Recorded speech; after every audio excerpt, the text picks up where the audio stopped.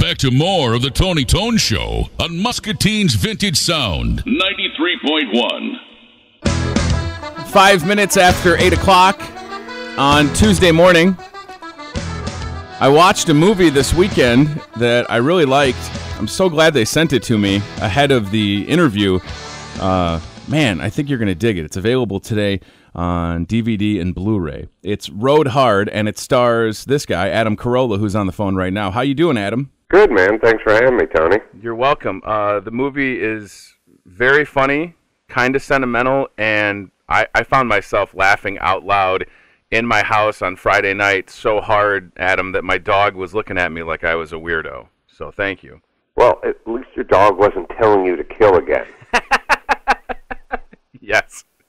It's been a while since she told me to do that. The movie's so great. So your character is had a string of TV hits and then finds himself back on the road doing stand-up comedy across the country. It keeps him from his daughter, and I mean, I don't want to give it all away, but for you, Adam, I mean, it seems like there might be a few parallels to your real life. Is that fair to say, or no?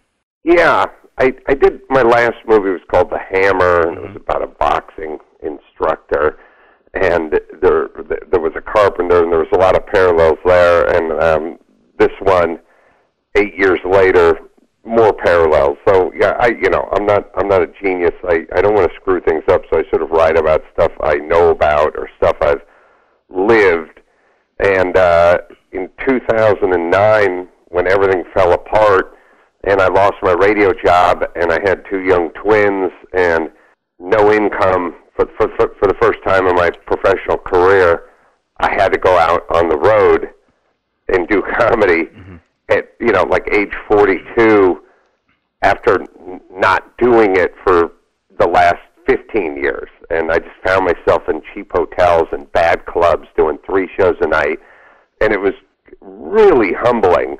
And that's kind of what it was miserable. That's kind of what the story's about. You totally, I was on the chopping block in 08 and 09, and I fortunately didn't lose my job in radio, but it was really devastating watching a lot of my friends lose their jobs. But you have, like, I mean, I don't even want to call it a comeback because, I mean, you have so many different things going on. But the fact that you have the podcast network and have stayed, I mean, radio seems to be in your blood, right? Talking's into my blood. You know what's in my blood? Sharing my ideas. Like I always tell people say, well, you do a lot of podcasts, you write a lot of books, you do a lot of live shows, you make some movies, you do some TV shows. What is it that you like, or what is it you really want to do? And I really realized what it is. I just want to put my idea into your head. Mm-hmm. That's what I like. But I find that talking into a microphone and having people listen, whether it's radio, podcast, whatever, it's all basically the same thing. It's the best way to get my idea into your head. I think you've done a great job with it. So if I come back to Rode Hard, this is the first time you've directed. Is that true? Yes? Yeah, I found myself directing a lot of bits when we do bits for the Man Show. Mm-hmm. When you star in a lot of bits or you do a lot of things that are your ideas, so if you have an idea for a bit that we do on the Man Show and then you're going to star in it and you're going to write it, you're going to find yourself directing it. Even though they have a director, mm-hmm. You're still going to be doing it. You know where I'm coming from? Yeah, no, absolutely. So it wasn't that big of a challenge going to a feature with Rode Hard then, or was it a little Not really, because the last feature I did, we had a director, mm-hmm. but he didn't know the material like I knew the material, so I found myself telling him, like, here's what we'll do, and here's what we'll do, and here's what we'll do. And so he was the one who was yelling cut or action, but I was still kind of the one who felt like I was pushing the story along. Sure. And this wasn't that different. It's not Martin Scorsese. It's a simple, funny story that I'm basically telling by being in every scene. So I'm sort of directing myself anyway. And I just thought, let's cut out the middleman and be a director. Well, I think you did a great job. When you were putting it together, was it a matter of like texts or phone calls? Because the folks that are in this with you, Jay Moore, Howie Mandel, David Koechner, and Larry Miller, who's hilarious in it. I assume that these are guys that you've known for a long time, so it makes it easy to get them involved. Yeah, the one thing the only good thing about Hollywood is how these guys like Koechner, Miller, Howie Mandel, or David Allen Greer, they'll do this kind of stuff for just about free. You know, Sure. You try to shoot them all out in a day or two. You know what I mean? You try to go, look, it's just going to be one long day. We'll go into a diner, but you'll be done. And in this movie, and thankfully they all like me. I like them. They like my last movie, so it was nice. But it is nice to see what a good actor Jay Moore is, and what a good actor Larry Miller is, and David Allen Greer. Like how these guys are really good performers. Yeah, they did a great job. I mean, Miller was absolutely hilarious, almost like surprisingly so. And then Howie kind of got to play a little bit of a spoof of himself. So again, not to give too much away, you definitely want to check out Rode Hard on DVD and Blu-ray today. Adam Carolla on the phone. Adam, admittedly, I haven't seen The Racing Life of Paul Newman, but I just want to talk about that for a second because I feel like some people listening might be aware that Paul Newman was into racing cars, but I mean, you totally dove into this head first, and you have some of his old race cars. Is that true? Yeah, I have. I always tell people 7.5. One of them's in a million parts. Yeah, Winning the Racing Life of Paul Newman. It's a documentary. It's on iTunes and Amazon and all that. It's coming out on DVD probably in about a month.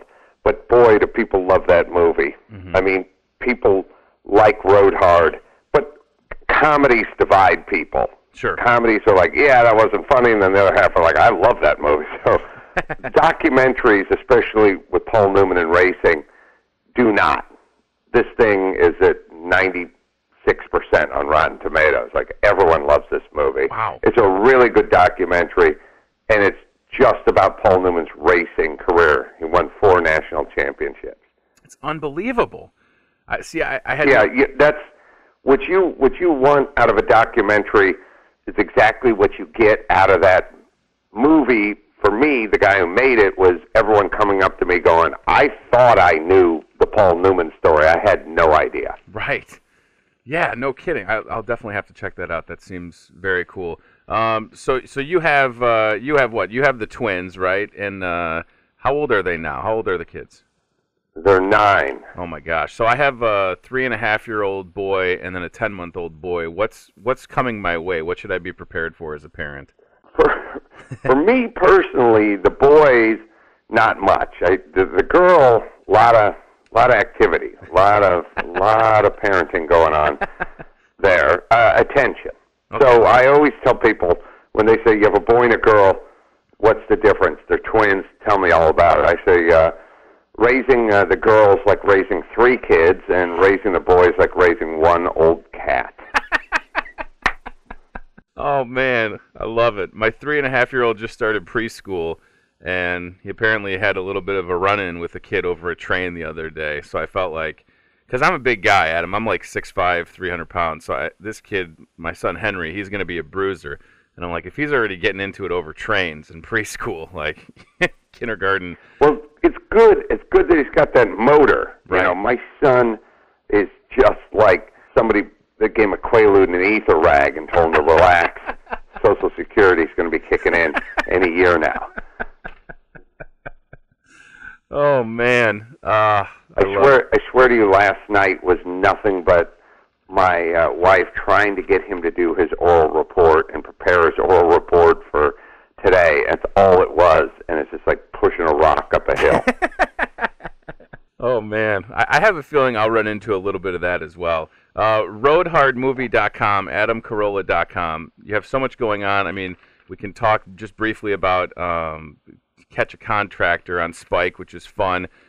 It's fun, but then, I mean, Adam, you've come across some, for lack of a better word on FM radio, scumbags on that show, it gets a little awkward for the viewer. How about for you? I mean, you've had some interesting encounters, huh? It's uncomfortable. Yeah. It's uncomfortable because when you're confronting those guys, or the family's confronting the guys, you guys are watching a 4-minute clip or a 3-minute clip. We're standing in that kitchen for 2-3 hours while those people are screaming at them. Right.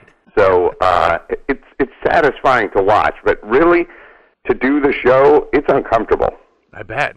Do you have any other television projects in development or in the early stages? I mean, again, you have a lot going on, but it seems like you're the kind of guy that also wants to keep pushing content out. So what's coming up for you, buddy? Yeah, there's a whole bunch of irons in the fire, but it's not even worth it at this point. I have no idea. You just go out and pitch. But for me, it's podcasts and live shows, books. But these movies, and by the way, you can go back and get The Hammer as well, which is my first movie that everyone loves as well. So there's a bunch of Carolla movies that people don't know I make movies as well. So I'd really like to awaken them to that part of me. Definitely. Well, I think that you've done so much, and people know you from a variety of different things. And again, Road Hard is so great, and I'm glad they sent it to me.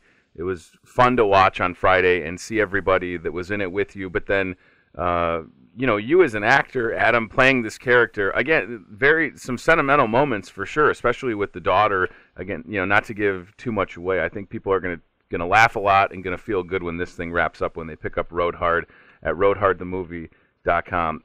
Buddy, I grew up in Chicago listening to you on Q101 with Dr. Drew when they had Loveline.